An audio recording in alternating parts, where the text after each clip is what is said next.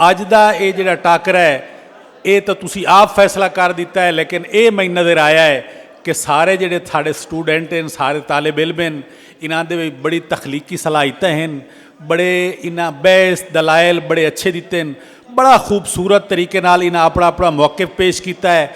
जिन्हें ये आख्या है कि प्रदेश चंगा है उन्हां दा अपना नुकता नज़र है, जिन्हें आख्या है देश चंगा है उन्हां दा अपना नुकता नज़र है। लेकिन एक गल सारियां दे विच मुश्तरक है कि सारियां अकलमंदी नाल अच्छे दलाइल दिते हैं और उन्हें साबित किया है कि ये बहुत अच्छे एक इलमी दरसगाह अपने आप को अच्छा इंसान बना रहे हैं।